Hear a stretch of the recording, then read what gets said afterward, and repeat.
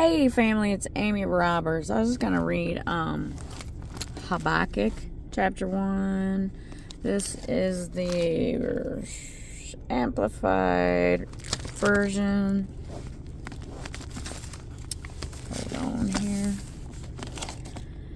The burden or oracle, or that which is to be lifted up, which Habakkuk the prophet saw. O Lord, how long shall I cry for help, and you will not hear? I'll cry out to you of violence, and you will not save. Why do you show me iniquity and wrong, and yourself look upon or cause me to see perverseness and trouble? For destruction and violence are before me, and there is strife and contention arises. Therefore the law is slackened, and justice and a righteous sentence never go forth. For the hostility of the wicked surrounds the uncompromisingly righteous. Therefore justice goes forth perverted. Look around you, Habakkuk, replied the Lord, among the nations, and see, and be astonished, astounded, for I am putting into effect a work in your days, that you would not believe it if I told you. For behold, I am rousing up the Chaldeans, that bitter and impetuous nation, who march through the breadth of the earth, to take possession of dwelling places that do not belong to them. The Chaldeans are terrible and dreadful. Their justice and dignity proceed only from themselves. Their horses also are swifter than leopards, and are more fierce than the evening wolves. And their horsemen spread themselves, and press on proudly. Yes, their horsemen come from afar. They fly like an eagle that hastens to devour. They all come for violence. Their faces turn eagerly forward, and they gather prisoners together like sand. They scoff at kings and rulers, are a derision to them. They ridicule every stronghold, for they heap up dust for earth mounds and take it. Then they sweep by like a wind and pass on, and they load themselves with guilt, as do all men, whose own power is their God. Are not you from everlasting, O Lord my God, my Holy One? We shall not die. O Lord, you have appointed the Chaldean to execute your judgment, and you, O Rock, have established him for chastisement and correction. You are of purer eyes than to behold evil, and cannot look inactively upon injustice. Why then do you look upon the plunderer? Why are you silent when the wicked one destroys him who is more righteous than he the Chaldean oppressor is? Why do you make men like the fishes of the sea, like reptiles and creeping things that have no ruler, and are defenseless against their foes? He, the Chaldean, brings all of them up with his hook. He catches and drags them out with his net. He gathers them in his dragnet, so he rejoices and is in high spirits. Therefore he sacrifices offerings to his net and burns incense to his dragnet, because from them he lives luxuriously, and his food is plentiful and rich. Shall he therefore continue to empty his net and mercifully go on slaying the nations forever? Oh, I know, I have been rash to talk out plainly this way to God. I will in my thinking stand upon my post of observation, and station myself on the tower or fortress, and will watch to see what he will say within me, and what answer I will make as his mouthpiece to the perplexities of my complaint against him. And the Lord answered me and said, write the vision, and engrave it so plainly upon tablets that everyone who passes may be able to read it easily and quickly as he hastens by. For the vision is yet for an appointed time, and it hastens to the end to many peoples, and you have sinned against and fortified your own life. For the stone shall cry out of the wall, built in sin, to accuse you, and the beam out of the woodwork will answer it, agreeing with its charge against you. Woe to him who builds a town with blood, and establishes a city by iniquity. Behold, it is not by appointment of the Lord of hosts that the nations toil only to satisfy the fire that will consume their work, and the peoples weary themselves only for emptiness, falseness, and futility. But the time is coming when the earth shall be filled with the knowledge of the glory of the Lord, as the waters cover the sea.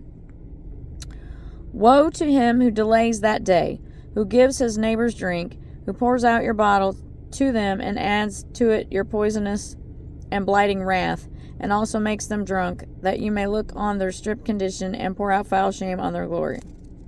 You yourself will be filled with shame and contempt instead of glory. Drink also and be as an uncircumcised heathen. The cup of wrath and the Lord's right hand will come around to you, O destroyer, and foul shame shall be upon your own glory. For the violence done to Lebanon will cover and overwhelm you. The destruction of the animals which the violence frightened away will terrify you, on account of men's blood, and the violence done to the land, to the city and all its inhabitants. What profit is the graven image when its maker has formed it? It is only a molten image and a teacher of lies. For the maker trusts in his own creation as his gods when he makes dumb idols. Woe to him who says to the wood image, awake, and to the dumb stone, arise, it shall teach. Behold, it is laid over with gold and silver, and there is no breath at all inside it. But the Lord is in his holy temple. Let all the earth hush and keep silence before him.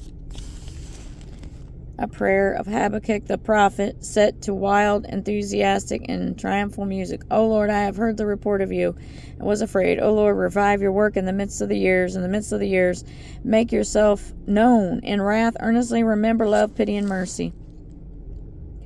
God approaching from Sinai came from Teman, which represents Edom, and the Holy One from Mount Paran in the Sinai region.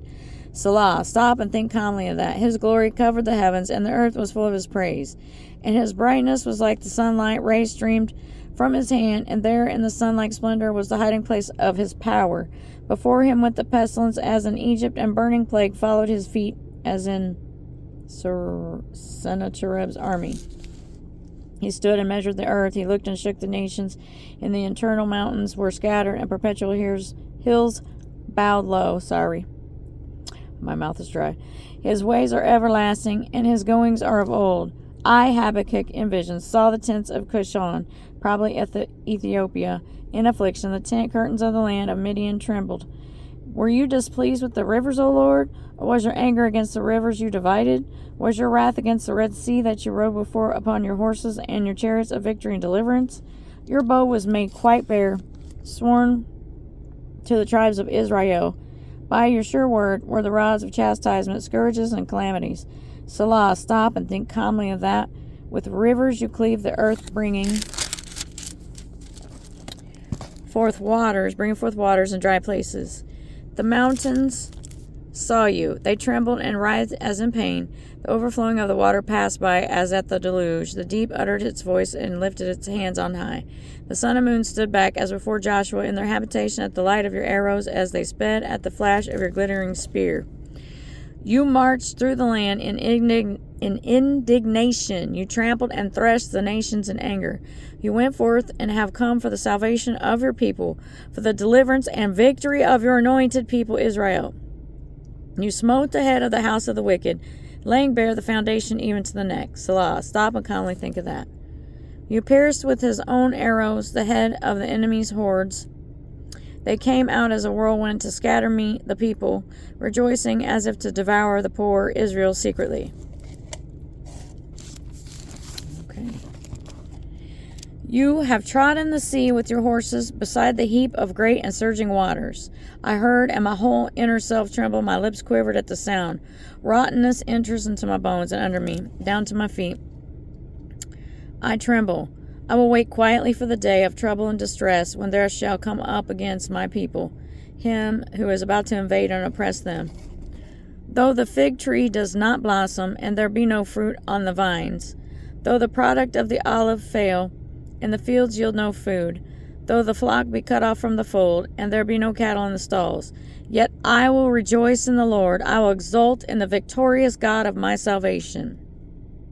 The Lord God is my strength, my personal bravery, and my invincible army. He makes my feet like hinds' feet, and will make me to walk, not to stand still in terror, but to walk and make spiritual progress upon my high places of trouble, suffering, or responsibility.